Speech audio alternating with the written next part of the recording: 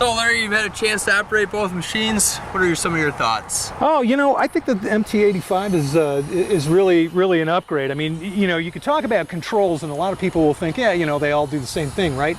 But with a machine like this, because you're standing on it and it's moving around, it's, you know, I know, you know, maybe the guys that operate these things all the time are real balanced up here or whatever, but I want to be holding on to something.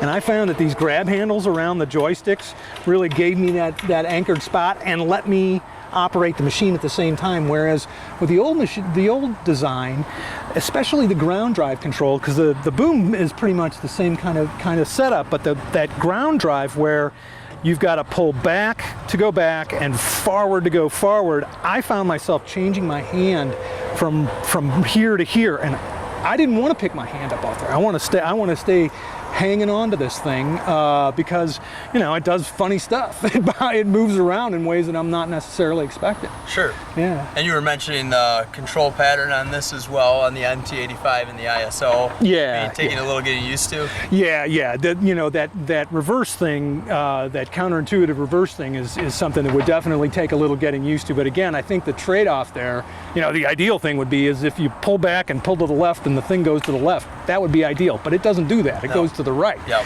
And you have to reverse those things. It's a little weird, but, you know, certainly not insurmountable. Definitely this is better than the old ground drive control. Excellent.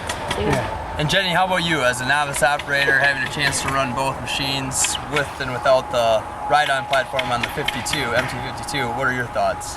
Well, I agree with you, Larry, that being on the stand-on platform gives you unbelievable visibility, which is great, especially when you're somebody of my height. It's just such a good advantage to be able to see what you're doing, and it really is responsive. You know, you can feel every movement that you make is like you're one with the machine. But really, as somebody who has zero experience on this kind of equipment, I felt most confident when I was walking behind the machine, just because I felt like. I don't know. I mean, maybe it's the ability to just walk away from it with, you know, no questions asked. But it is really comforting to me from that perspective. However, completely missing the visibility. So I'm sure after a day or so out in the field, it would become much easier to use something like this. But there are benefits all around. And the thing that I found about that, I agreed with you. I was comfortable on the ground, walking behind the machine up here on this, you know, this relatively clear spot.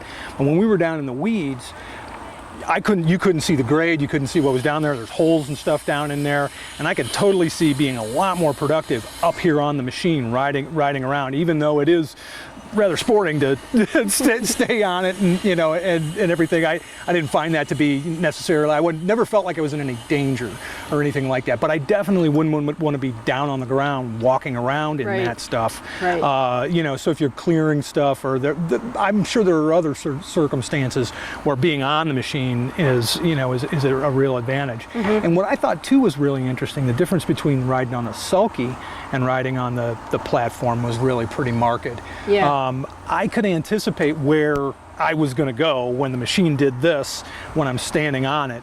With the sulky, sometimes it went one way and sometimes it went another, depending on the underfoot underneath the sulkies. And so, you know, yes, sulkies are fine, and again, I'm sure it's something that you get used to, but I felt better on a ride-on machine. These are both 25 horse machines? Yes. They're essentially the same horsepower. They've got a real similar hydraulic system, and yet, you know, one of them is 520 pounds rated operating capacity, and the other one's 850.